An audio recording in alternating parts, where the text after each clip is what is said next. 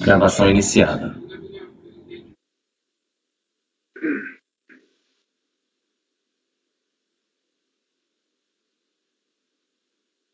Vamos retomar então o julgamento dos processos. E o próximo item da pauta é o 157, processo final 2015-12, EMME2, representação de máquinas e equipamentos limitada. É um retorno de uma resolução de 2019. Ele é de relatoria do conselheiro Laércio. Com a palavra, Laércio. Então, vou tentar ser um tanto breve aqui por causa do horário. Na verdade, trata o quê? É um auto de infração por simulação de admissão temporária. Tá? Em 2010, a empresa MM2, junto com uma outra que formaram um consórcio, ganharam uma licitação do metrô de São Paulo para importar dois trens para fornecer ao metrô de São Paulo. O que acontece? Foi feita a importação e pelo processo de final 2010-95 pediu-se a admissão temporária desse caso. E foi concedido a primeira vez por 3 meses e sucessivamente a contribuinte foi pedindo prorrogação de 2010 em diante. Até que chegou uma certa altura que não foi concedido mais. Daí, diante disso, no processo 2010-95, foi determinada a cobrança da diferença de tributo. E a partir daí originou mais 3 processos. Um que é este aqui, que foi investigar a questão de simulação, tá? Outro pela multa de descumprimento do regime e outro de uma multa agravada. Então nós temos o marco inicial do processo de 2010-95, que ele é muito falado nesses autos. Então, o que acontece? Foi elaborado o auto de infração e o termo de verificação dele, o auto de infração que acompanhou, são 126 páginas, é gigante. Que identificou o quê? Que a empresa M2, ela fez a importação descumprindo o intuito do regime especial de admissão temporária. Porque a admissão temporária você utiliza para importar algum produto o fito de poder reexportar. Pode-se, ao longo do tempo, alterar o regime para a modalidade de importação comum, né? Regime normal. Então, como ela já tinha o contrato de licitação, foi feita a investigação fiscal nesse sentido e comprovou que a empresa M2 agiu com dolo e foi aplicada a pena de perdimento, conforme o artigo 105, incisos 6, 10 e 11 da lei. E ainda, como não estava mais sob a propriedade da empresa M2, foi convertido em multa pecuniária de 100% do valor aduaneiro.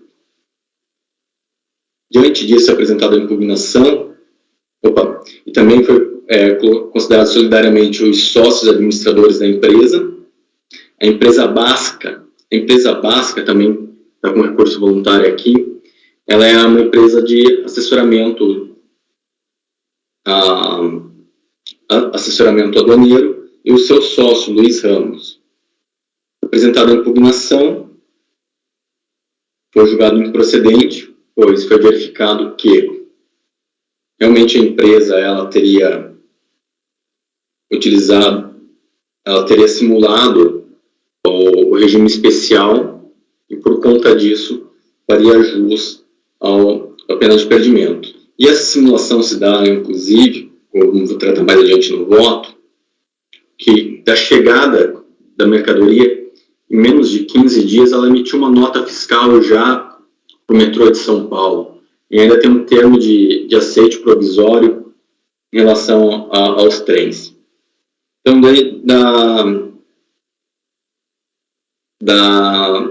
do acórdão da RJ, foi apresentado recurso voluntário pela M2 e ainda pela empresa Basca, que no mesmo recurso voluntário tem o recurso de Luiz Ramos. Diante disso, o processo foi distribuído para o conselheiro Marcelo Giovanni, na época, que converteu o feito em diligência. E por que foi convertido o feito em diligência? Pois existia um processo judicial que estava anulando, uma ação anulatória foi proposta, para anular aquele processo 2010-95, que indeferiu a prorrogação da admissão temporária. Daí, diante disso, dessa conversão em diligência, o feito voltou e para mim foi redistribuído, tá? Então, basicamente, a M2 pede em recurso voluntário falando que é um bis in idem em relação ao processo final 2014, 86, 2015 e 16, porque seria o mesmo objeto as sanções, que a propriedade dos bens, ou seja, dos trens, foram transferidos somente em agosto de 2014 para a empresa Metrô, que trouxe por admissão temporária para testes, que houve um erro de emissão da nota fiscal 52, incorreta sujeição passiva. Também falando da questão do cálculo da multa e responsabilidade solidária do sócio. E ainda, daí o recurso apresentado por Luiz Ramos e a empresa Basca em conjunto, fala inicialmente pela ausência de responsabilidade do seu sócio, Luiz Ramos, daí falou do consórcio entre a empresa M2, Schalke e o Metrô, porque a admissão temporária para teste, bis in idem, dos mesmos processos já mencionados, a tipicidade dos fatos, enquadramento da infração, novo lançamento com base em erro de direito e correta sujeição passiva.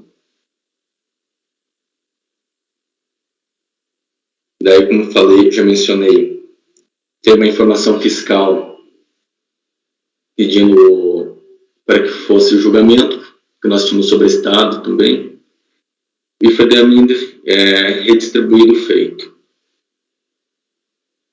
Em folhas 1593, andamento do processo judicial mencionado, em 1625, cópia de informação da DERAT Bauru, também em folhas 1629 foi determinado um novo sorteio de relator. É o relatório, presidente. Posso passar o voto? Bem, eu faço aqui na questão da tempestividade algo mais denso, porque a M ela foi citada por edital. Daí, para não houvesse dúvida, transcrevo o edital aqui, e é tempestivo, então eu conheço do recurso. Só por isso que eu demandei um pouco mais aqui dos fatos. E também o recurso apresentado por Luiz e Basca Assessoria são tempestivos, então deles eu conheço. Então aqui eu tentei fazer uma rápida cronologia, dali de cronologia, para a gente ter uma compreensão. Então, o que acontece, como eu disse há pouco, teve o processo final 2010-95, foi um objeto de licitação do contrato número tal, entre a M2 e Schalke, e o consórcio Metrô. A M2 e Schalke formaram um consórcio, caso venceram a licitação, o contrato do Metrô de São Paulo. Mas o que acontece? O que elas ganharam na licitação? A entrega de 2 metrô, de dois veículos ferroviários, ou trens, né, para esmerilhar trilhos da marca X ali. Só que ela trouxe isso como admissão temporária. Eu vou fazendo aqui um rápido evolução cronológica e eu transcrevo isso aqui do recurso voluntário da própria M2, que está mais organizado para compreender, por exemplo. Dia 31/8/2010 foi feito o pedido de concessão, e o pedido foi concedido do 16/9 até 17/12, daí foi prorrogado, e vai tendo essas prorrogações, que são inúmeras prorrogações. Também folhas 37 e 41 de folhas do TVF, também tem uma ordem cronológica que a própria fiscalização faz, só que é muito mais denso, né? Por isso que eu acabei reproduzindo da contribuinte.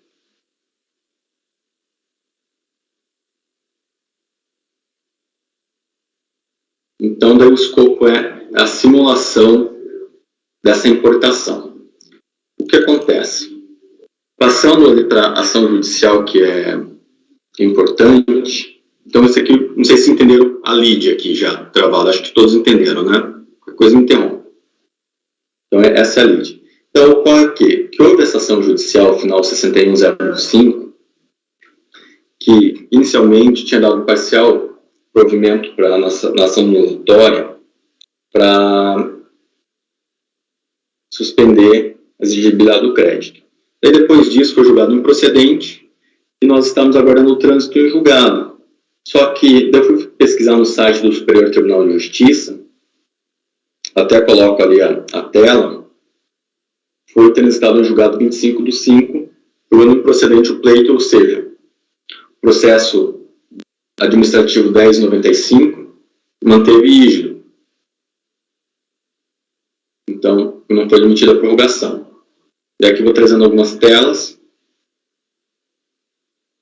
Daí foi também lavrado auto de infração com o seguinte teor. Daí eu vou trazendo que nada mais é o quê? Como foi cumprido o termo, o requerimento, está se cobrando a diferença dos tributos, né?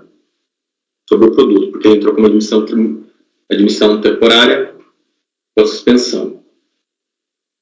Então, daqui agora eu passo ao voto. Bem, como já explanado, a pena de impedimento aplica a decorrer da simulação para a utilização do regime especial de admissão temporária.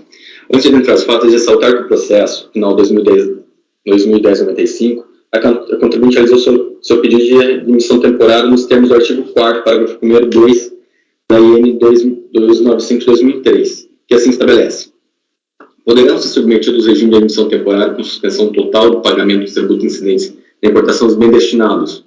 Parágrafo 1º. Na interportação temporária, inciso 2, de bens a serem submetidos a ensaios, testes de funcionamento ou de resistências, conserto, reparo ou restauração. Então, foi definido conforme consta a tela abaixo, ali que eu trago. Então, para a fruição do benefício, a contribuinte deveria observar ainda o artigo 353 e 358 do Regulamento Aduaneiro, que me dizendo que não vou ler isso aqui, senão a gente vai perder muito tempo. Que é basicamente o que eu tenho que a importação é temporária. Assim, a contribuinte teria feito a importação sob o regime de admissão temporária e logo após o embaraço teria ocorrido a venda dos produtos importados para a empresa Metrô. E mesmo os produtos estando em propriedade de terceiros, mantendo a admissão temporária em seu nome, inclusive pedindo diversas prorrogações. Dessa forma que foi desenvolvida a alegação fiscal, ou seja, ela pegou em 2010, ela iniciou, o benefício iniciou dia 19/9/2010, e ela foi pedindo prorrogação até 2014, mas ela já tinha entregue os trens à empresa Metrô, e ela, em seu nome, ainda ia pedindo a prorrogação. No entanto, houve o aceite definitivo pela empresa Metrô em agosto de 2014, conforme consta em folhas tais. Aqui é um trecho que vem dizendo. E tem outra página que é o termo de aceitação definitivo. Que o contrato sob número tal fez a previsão de até o aceite final da contratante, Metrô, que os bens seriam da contratada. Note-se que o contrato era entregue de 2 trens esmilhadores, nos moldes que foram importados. Então, o objeto era a entrega desses 2 trens. Ocorre que, nos termos do item 16.1 do contrato, tinha previsão de aceite provisório do produto. Vejamos. Os equipamentos serão aceitos pela companhia Metrô através de termos de aceitação pelo TAP, termo de aceitação provisória, condição para o início da garantia, desde que atenda às condições estipuladas no contrato, nos documentos que fazem parte da entrega do mesmo e desde que tenham sido concluído teste de comissionamento e não haja pendência considerada impeditiva a operação do equipamento pela companhia Metrô, tendo sido executada atividade de treinamento. Conclusão do presente processo administrativo, nota-se que os trens foram entregues em 17/12/2012, conforme a aceitação provisória. Secretaria pelo gerente de manutenção. Aqui verifica-se que a contribuinte, ao realizar a sua importação com SPEC no artigo 4º, inciso 1º e 2º da M95, porém de forma diversa conforme demonstrado, nota-se que a importação ela ocorreu com o ânimo de entrega ou de cumprimento de obrigação objeto do contrato de licitação, ou seja, teve o contrato de licitação, ela importou com o ânimo de entregar esses produtos. A importação tinha por objeto entrega de trens da empresa Metrô decorrente da licitação, e ao contrato de admissão temporária pleiteado, não se trata de ensaio de teste. E ao contrário da admissão temporária, não se trata de ensaio de teste, conserto, reparo, restauração, assim como descumprimento. Então, ela pediu, o fundamento era o quê? É que fosse um teste, ou reparo, ou conserto, mas não. Ela importou para entregar para a empresa. Ora, o objeto da admissão temporária também é determinado em contrato com base legal no decreto 37, citando a legislação. Então, verifica-se que a empresa M procedeu de forma dolosa para a suspensão do recolhimento de tributos. Nesse sentido, com razão, a fiscalização imputar a pena de perdimento nos termos do artigo 5.11 do Decreto-Lei 3766, que diz o quê? Aplica-se a pena de perda da mercadoria estrangeira já desembaraçada, cujos tributos aduaneiros tenham sido pagos apenas em parte mediante artifício doloso, ou seja, dolosamente. E nesse sentido, faço uma citação da doutrina. Eu continuo. Que é evidente que a importação tinha o fito de desonerar a desoneração dos produtos sem pagamento, a desoneração sem pagamento de tributos, que o intuito da importação sempre foi entregar os trens à empresa Metrô, nunca devolução para o exterior, isso fica patente diante do contrato firmado entre as empresas, né? E a atitude da M2 foi dolosa, e a intenção de fazer a importação permanente dos bens. A intenção dela não era uma admissão temporária, mas sim permanente. E isso fica consubstanciado pelo contrato, né?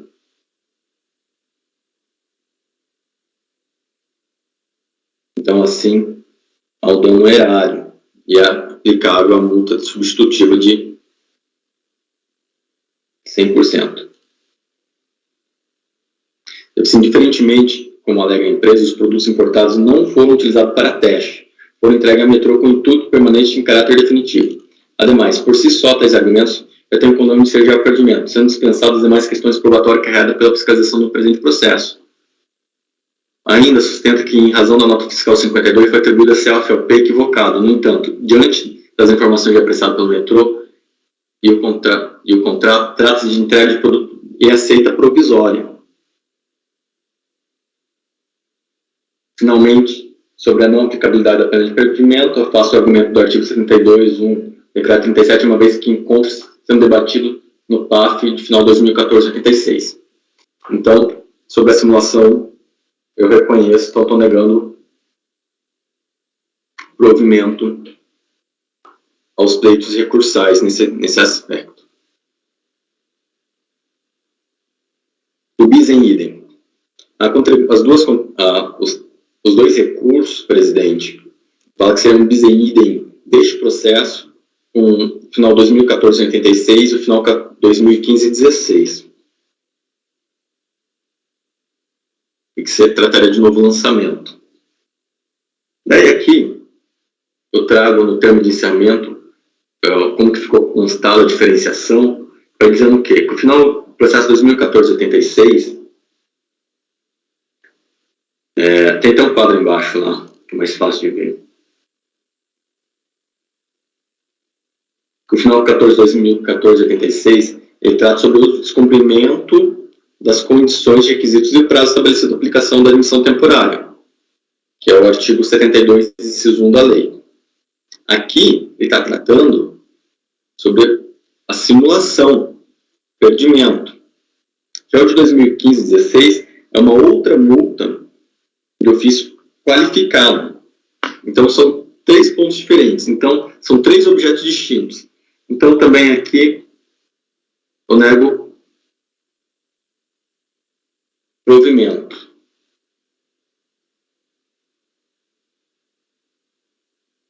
A empresa M, daí, ela falou erro de sujeição passiva. O que ela quer fazer aqui? Ela quer tentar caracterizar como uma ocultação do real adquirente, nesse item 6. Por isso que ela faz sujeição passiva em face da Metrô. Que ela tenta, enquadrar aqui uma hipótese de ocultação, como a Metrô, se fosse real, a real adquirente, não elas, devendo aqui só suportar multa de 10%. Então, aqui eu estou dizendo que não, que aqui é uma questão de simulação, né, do provimento. Daí a questão da proporcionalidade da multa, que é a multa em caráter confiscatório, 100%. Daí afasto com base na súmula 2. Da responsabilidade solidária dos sócios.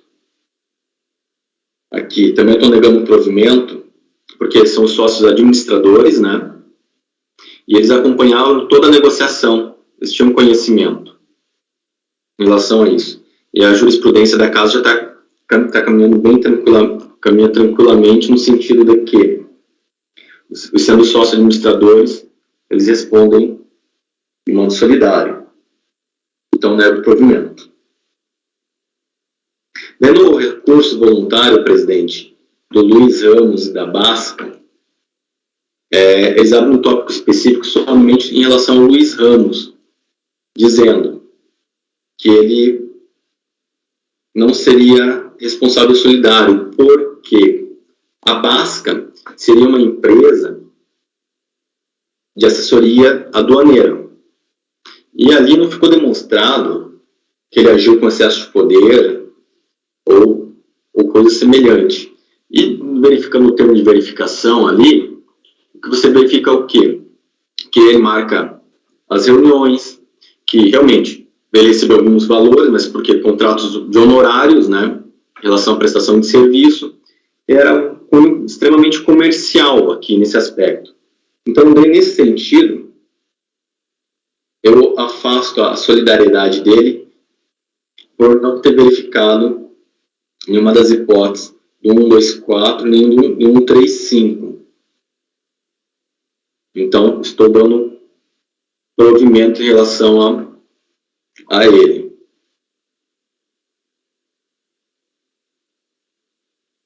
Aqui eu acabei, esse item da incorreta sujeição passiva, eu acabei repetindo o que eu já falei lá da Metrô. Então, pois, esse item 10 dá para deixar de lado.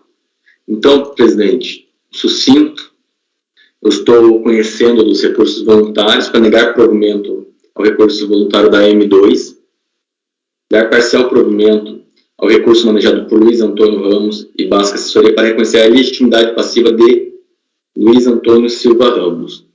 É como eu voto.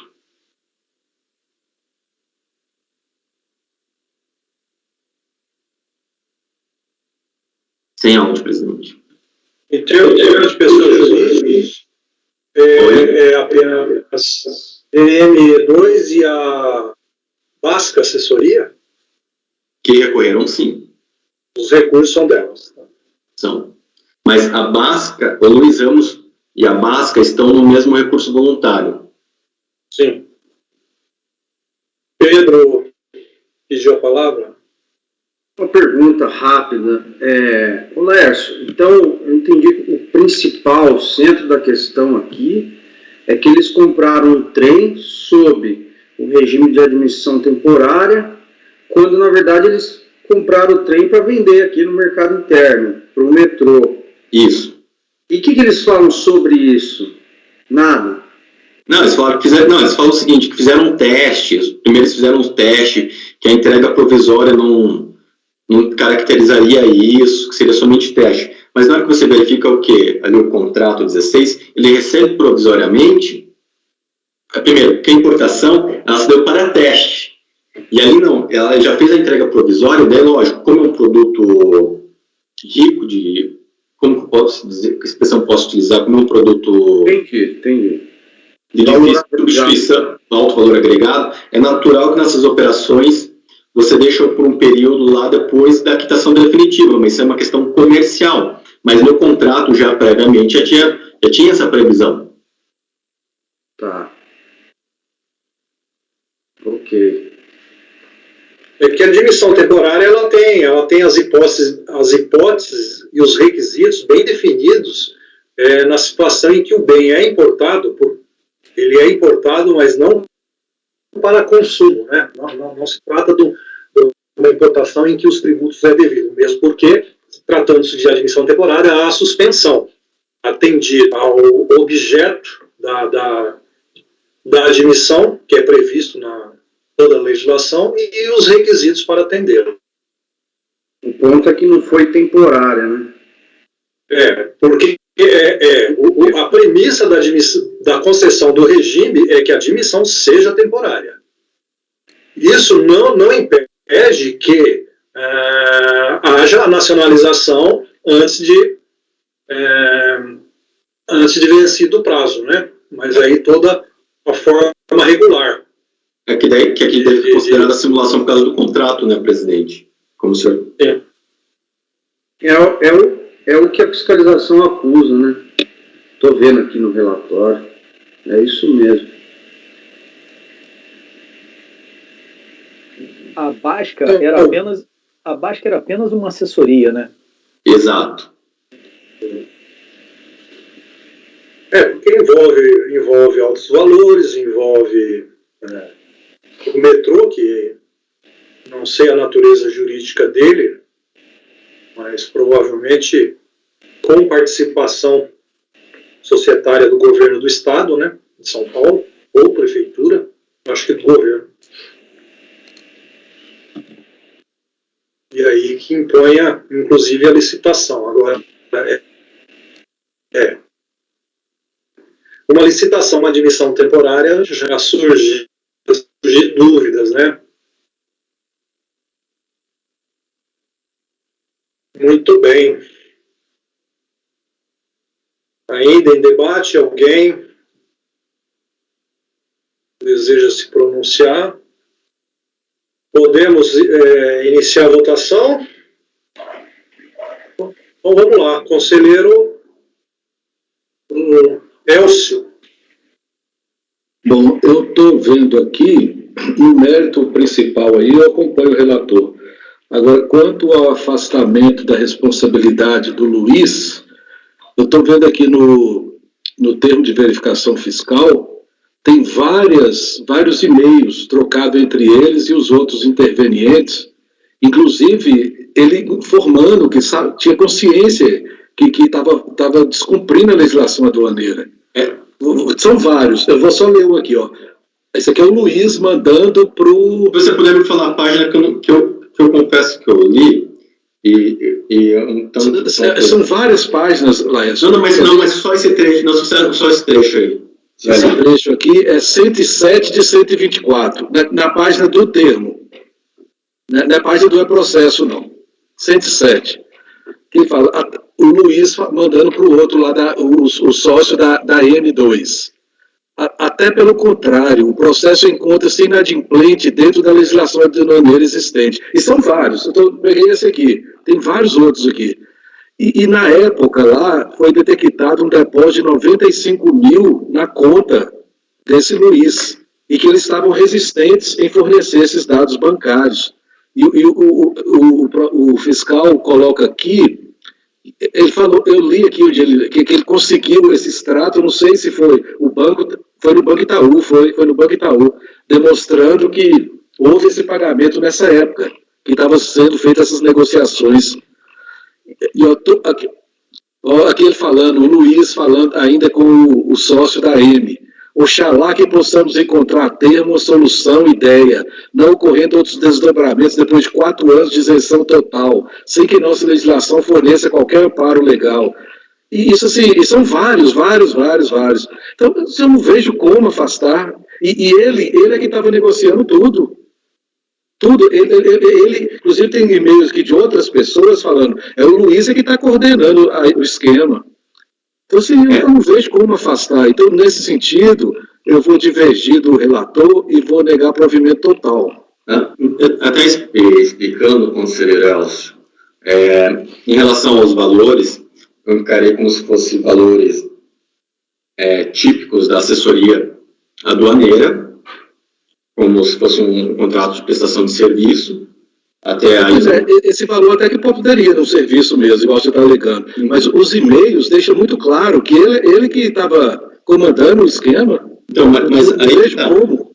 Igual, por exemplo, esse da 107, nós queremos falando assim, Fabiano, você está corretíssimo na sua afirmação, entretanto, no processo existente junto à Receita Federal, não está sendo considerado e nem analisado o suposto benéfico da ex-tarifária, em virtude de não haver existência oficial de nenhum pedido de nacionalização das mercadorias. Até pelo contrário, o processo encontra-se inadimplente dentro da legislação aduaneira existente. Aqui, assim, eu não consigo extrair que ele está agindo, assim, a divergência, daí, no caso, né, dolosamente, mas também eu concordo que tem vários e-mails, igual o conselheiro Elcio falou, mas eu parto de outra premissa nesse caso. A questão é que o conselheiro Elcio apontou que são esse excerto aí é apenas um deles, em que demonstra a efetiva participação e, até certo ponto, um controle em todo o procedimento por parte do Luiz Antônio, né? É nesse sentido. Então, o conselheiro Elcio está voltando para negar provimento aos recursos. Conselheiro Leonardo.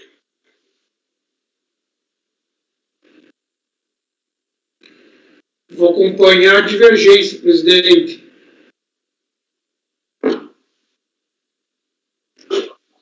Conselheira Mara. Eu também vou acompanhar a divergência. Eu acho que não tem jeito de retirar essa solidariedade do Luiz Ramos, não. Ele está mais que demonstrado que a participação dele aqui. Conselheiro Pedro. Eu abri o TBF aqui e também constatei o ponto levantado, acompanha a divergência. Conselheira Lara. Vou acompanhar a divergência também, presidente. Márcio. Conselheiro Márcio. Sim, presidente.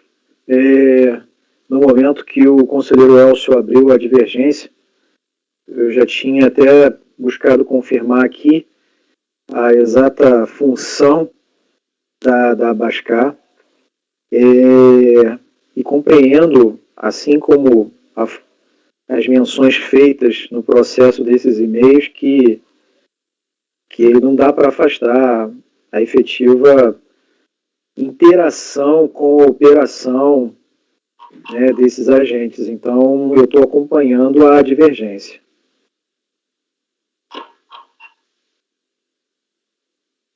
Eu também estou acompanhando a divergência, então, no sentido de negar provimento ao recurso voluntário, pelo fecado vencido, o conselheiro Laércio, relator, que dava provimento parcial ao recurso dos responsáveis solidários Luiz Antônio e Basca para tão somente reconhecer a ilegitimidade passiva de Luiz Antônio Silva Ramos. Elcio, pode ficar com o voto Posso? vencedor? Esse mês agora a gente tem 4 semanas, né? Mas eu... 4 semanas. É que ele está na presidência, né, presidente? Eu falei que eu ia evitar de deixar o Elcio com essa responsabilidade, por ser, ele vai elaborar a pauta, vai controlar as retiradas, responder aos órgãos. Então, Elcio, você pode abdicar, então, da designação? Posso. Posso. Tá certo. Eu posso fazer, presidente. É só responsabilidade solidária, né? Designada. É o 157.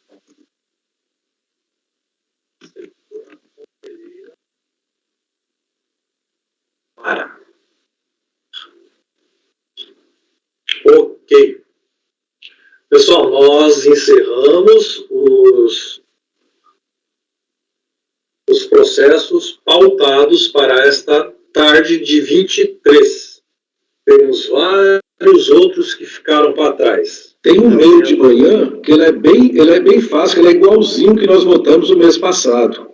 Ele é total falta de prova. Presidente, Sim.